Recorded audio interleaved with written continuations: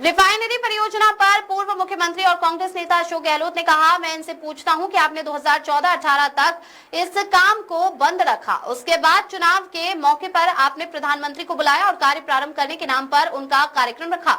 कहां 37,000 करोड़ और कहां 80,000 करोड़ जनता के पैसे का नुकसान हुआ। मदन राठौर को कहूंगा कि पहले रिसर्च करो, आप पता लगा सकते हैं कि हमारी क्या कमियां थी, फिर जमकर बोलो और हम जमकर जवाब देंगे। सर, एक रिफाइनरी की सौगात मिल रही, जबकि आपने दौरा किया था, मुख्यमंत्री रहते तब एचपीसीएल के अधिकारी कह रहे थे कि दिसंबर 2023 में ही पूरी हो जाएगी। 24 में हो जाएगी पूरी।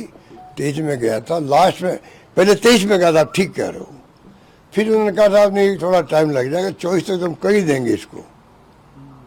और वो 26 में ला रहे हैं प्रधानमंत्री के बुलाने पर। मैं तो इनसे वो सवाल पूछता हूँ, आपने 4 साल तक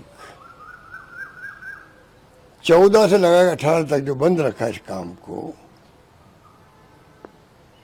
उसके बाद में आपने चुनाव के मौके पर देखा कि चुनाव हार नहीं जाए,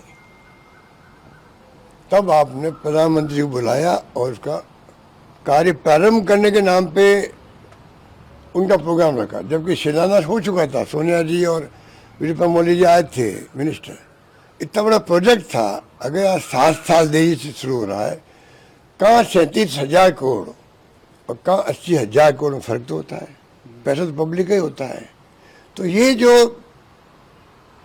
सेटबैक लगा है रिफाइनरी को, इसका दोष किसका है? पहले वसुंधरा जी को भी मिसगाइड कर दिया गया कि घाटे का सौदा है, और ये भी कह दिया कि पानी हमारा, जमीन हमारी, बिजली हमारी, तेल हमारा, फिर हमारी भागीदारी 26% क्यों है?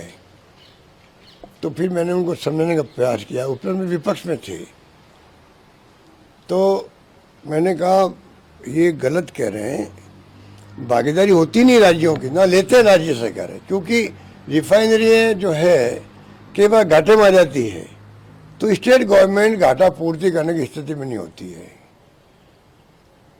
और रिफाइनरी खुद है, एचपीसीएल की या आईओसी की, किसी की है, उनके कई रिफाइनरी होती है, कोई घाटे में चली गई, कोई फायदे में आ गई, तो वो लोग इसको सहन कर सकते हैं। इसलिए स्टेट गवर्नमेंट, हमें तो मजबूर किया गया कि हम रिफाइनरी में तब आगे आएंगे तब अगर स्टेट गवर्नमेंट 26% भागीदारी लेगी, इसलिए मजबूरी में भी लेना पड़ा। और आपको भ्रम है कि ये कम भागीदारी ली है, तो ये गलत है, ये मैंने उस वक्त भी कहा था।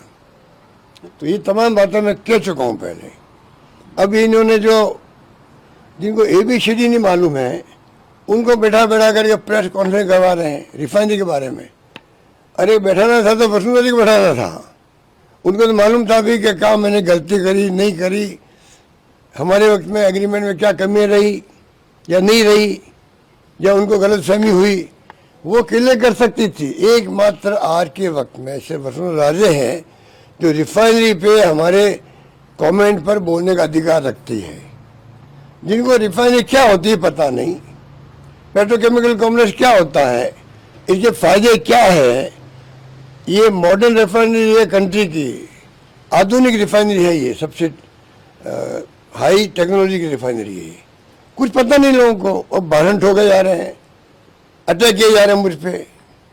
तो कम से कम मदन राठौड़ को कहूँगा, क्योंकि वो हमारे बीजेपी के अध्यक्ष हैं, तो राठौड़ साहब आप कम से कम चयन ऐसे लोगों को करो, या फिर पहले स्टडी करो, पूरी रिसर्च करो। उस सरकार आपके पास में, केंद्र में भी राज्य में, आप तो पता लगा सकते हो हमारी क्या कमियाँ थी, फिर जम के बोलो, फिर हम जम के जवाब देंगे आपको। पर ये जो रोजमर्रा के